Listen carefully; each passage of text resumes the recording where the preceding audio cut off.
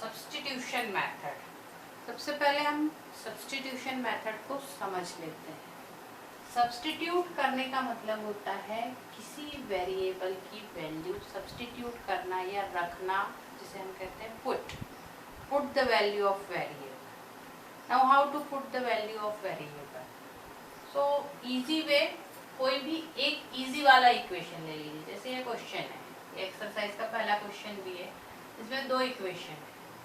तो take easy equation, this one और this one, both are easy. From here you can transfer x is equal to y plus 4। अगर इस y को इधर हम transfer करते हैं तो it will be y plus 4। Now we got value of variable x। x variable की value हमें मिली, तो हम इसे इक्वेशन 1 में सब्स्टिट्यूट कर सकते हैं। तो यहाँ हम लिखेंगे सब्स्टिट्यूट इन इक्वेशन 1। तो x, equation 1 is x plus y is equal to 14। तो x की जगह हमें क्या लिखना है? y plus 4।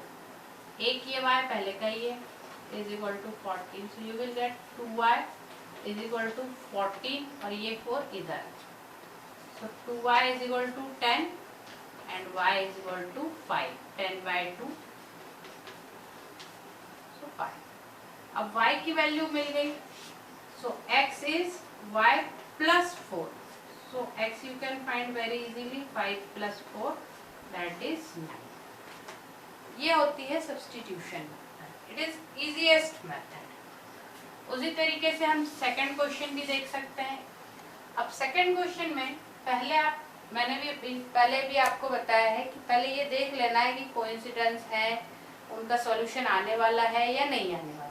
अब जैसे यहाँ पर तो दिख रहा था कि 1/1 इज इक्वल टू 1/-1, तो यहाँ सॉल्यूशन आने वाला था। यहाँ पर देखिए ये आ रहा है 3/9 माइनस 1/-3 और ये आ रहा है 3/9। तो इनको अगर हम ध्यान से देखें तो ये तीनों भी 1/3 है और तीनों ही इक्वल है। तो इक्वल होते हैं तो कोइंसिडेंट लाइंस,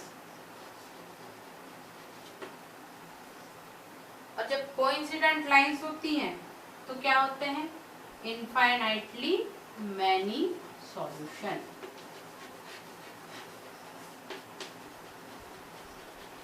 तो इसका सॉल्यूशन हमें निकालने की जरूरत ही नहीं है, कोई भी सॉल्यूशन इसका करेक्ट होगा। जैसे अगर मैंने लिखा 3x minus y is equal to 3, इसमें मैंने x की वैल्यू अगर 0 रख दी तो y की वैल्यू -3 आ जाएगी, ये करेक्ट हो जाएगा। ये भी एक सॉल्यूशन हो जाएगा 0 -3। या आपने y की वैल्यू 0 रख दी तो 3x इज इक्वल टू 3 हो जाएगा, x इज इक्वल टू 1 आ जाएगा। तो ये भी एक सॉल्यूशन हो जाएगा 1 0। तो इस तरह से इसके इनफाइनाइट यानी कि बहुत सारे many solutions can come. Now see this question. Obviously this equation is easy. From here you can write s is equal to t plus 3. Now this one, denominator में कुछ जब भी आता है तो इन दोनों का LCM देखिए, it is 6 से पूरा इक्वेशन मल्टीप्लाई कर दीजिए सीधे। जब इसे हम 6 से मल्टीप्लाई करेंगे तो सभी को करेंगे, ऐसा नहीं कि एक टर्म को करेंगे। इसे करेंगे तो 3 2 6, ये हो जाएगा 2s plus 3t is equal to 36। अब हमारी s की वैल्यू क्या है? t plus 3। यहाँ हम लिखेंगे substitute s is equal to t plus 3। s की जगह हम रखेंगे t plus 3 plus 3t is equal to 36। It will be 2t plus 6 plus 3t, this will be 5t, this will be 36 minus 6, that is 30. So t will be 30 upon 5, that is 6. t 6 आ गया आपका। s you can find very easily, s will be 6 plus 3, s की value है t plus 3, so it will be 6 plus 3 that is 9. इस तरीके से substitution method के problems हम कर सकते हैं. Now we will see fourth part of first question.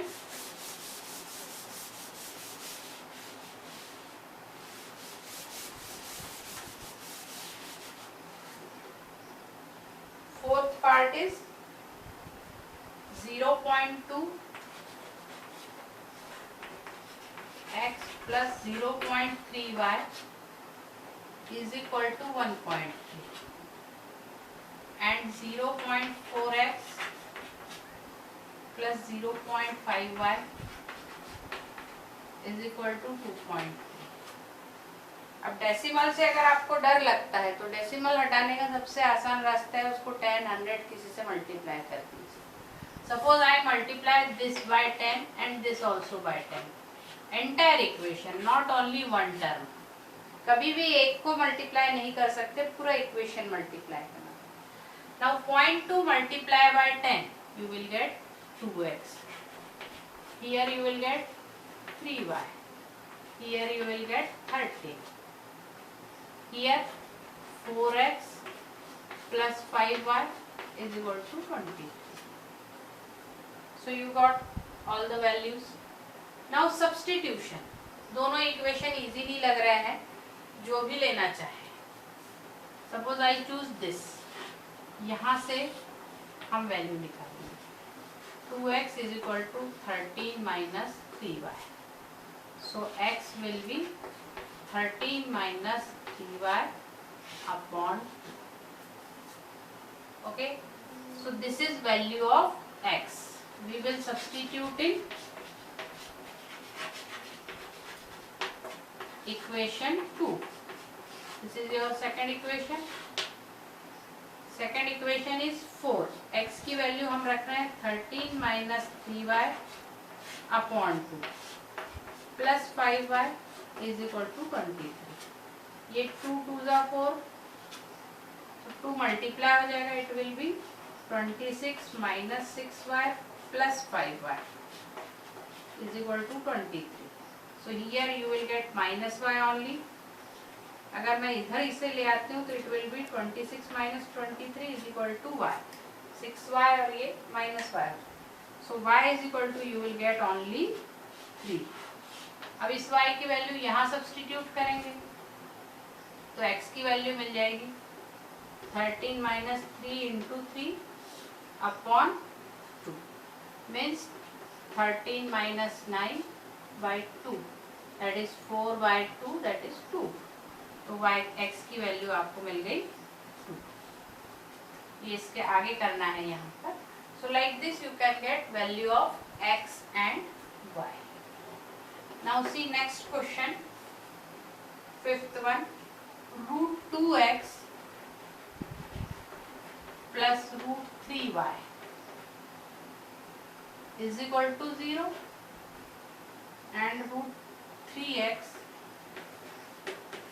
minus root 8y is equal to 0. अब इसमें कोई भी इक्वेशन आप ले सकते हैं. अगर ये वाला लेना चाहे, जरूरी नहीं कि फर्स्ट ही लेना है, तो यहाँ से हम लिख सकते हैं root 3x is equal to root 8y या x is equal to root 8 upon 3y. ऐसा लिख सकते हैं.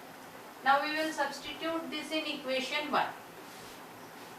पहले इक्वेशन में हम सब्स्टिट्यूट करेंगे. तो पहला इक्वेशन हमारा ये है, x की वैल्यू सब्स्टिट्यूट करेंगे. This is your root 2.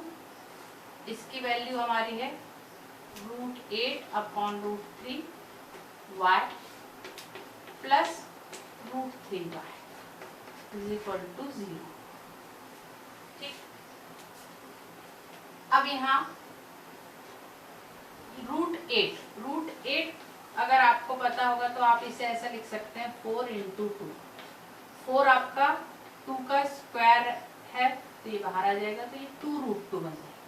इसमें ये रूट 2 into हो रहा है तो ये 2 into 2 हो जाएगा. ये दोनों मिलकर 2 बन जाएंगे यानी कि ये 4. तो इसकी वैल्यू आ जाएगी 4 upon root 3 y plus √3y is equal to 0। अब ये √3 परेशान कर रहा है तो पूरे इक्वेशन को √3 से मल्टीप्लाई कर दीजिए, simple. So it will be 4y plus 3y is equal to 0, that is 7y is equal to 0, तो y इज इक्वल टू भी 0। ठीक है, अगर y 0 है तो x भी क्या आ जाएगा, 0 आ जाएगा। ठीक है, इतनी लंबी चौड़ी मेहनत करके भी आंसर 0 ही आ रहा है। अब क्वेश्चन 1 का last option,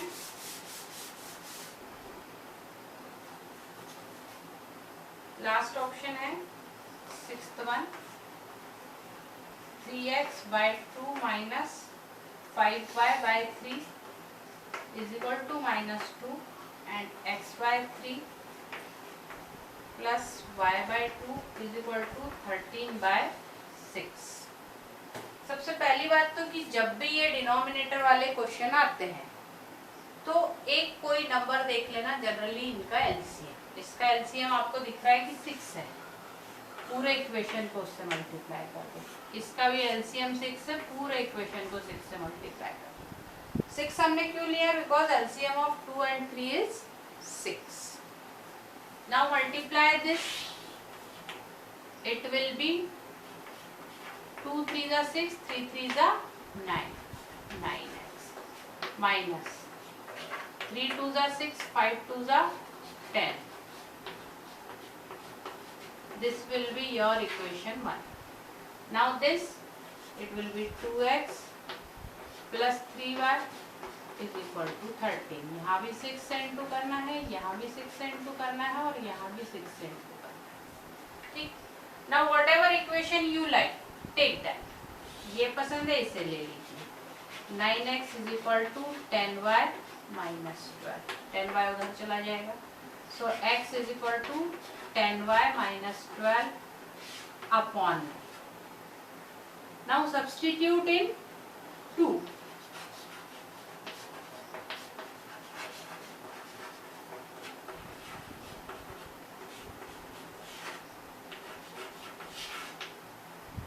2 into 10y minus 12 by 9 plus 3y is equal to 30। अब यहाँ पे फिर से ये 9 परेशान कर रहा है, पूरे इक्वेशन को 9 से मल्टीप्लाई कर दीजिए। तो 2 into 10y minus 12 प्लस 9 3 जा 27, 13 9 जा कितना होता है, 117, करेक्ट है। Then again solve this, so it will be 20y, I am solving here only, 20y minus 24, then plus 27y is equal to 117, 20 and 27, it will be 47y is equal to 117 plus 24, दोनों को add कीजिए, is 141। So y is equal to 141 upon 47। Divide तो ये होगा नहीं है, 47 होगा, 4 3 जा 12, yes it will be divided, it is 3 times divisible। 47 into 3 करके देख लीजिए, so it is coming 3। अब आपके पास y की वैल्यू 3 आ गई तो x निकाल सकते हैं। x की वैल्यू ये है हमारे पास, x में y की जगह हम 3 रखेंगे, ये जो हमारी 3 वैल्यू है, so it will be 10 into 3 minus 12 upon 9, यानी कि 30 minus 12, 18 by 9, so x is equal to आएगा 2। ये हुआ हमारा क्वेश्चन 1 का last. Now we will see question 2। Question 2 एक वर्ड प्रॉब्लम है, solve and hence find m for which m is also given। यहाँ पर मेथड दी नहीं हुई है, अगर मेथड नहीं दी है तो आप अपनी चॉइस की यूज कर सकते हैं, लेकिन अभी सब्स्टिट्यूशन चल रहा है तो हम वही यूज करते हैं।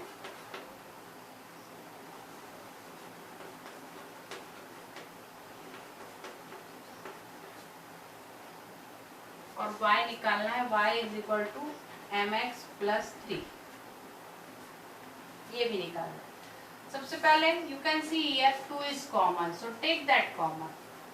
Whatever things you are getting common, first of all take that. Now x becomes single, so x is equal to, you can write 2y minus 12. This 2y you transfer that side, it will be 2y minus 12. Now substitute in 1.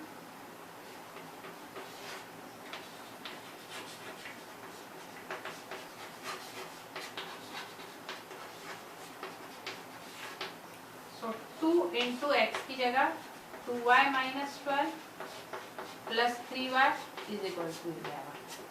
Okay, it will be 4y minus 24 plus 3y is equal to 11. So it is 7y is equal to 24 plus 11, that is 35. So y will be 35 by 7, that is 5. Now you got y, so you can get x also. Just substitute here. X will be 2 into 5 minus 12, that is 10 minus 12 or minus 2. This is value of x. X we got minus 2. Now you have to find y is equal to mx plus 3. यहाँ पर value रखेंगे, हम दोनों की रखेंगे। y is equal to mx plus 3।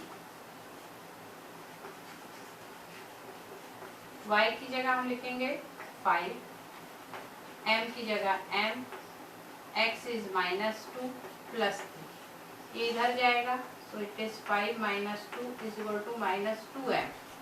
It will be 2 is equal to minus 2m.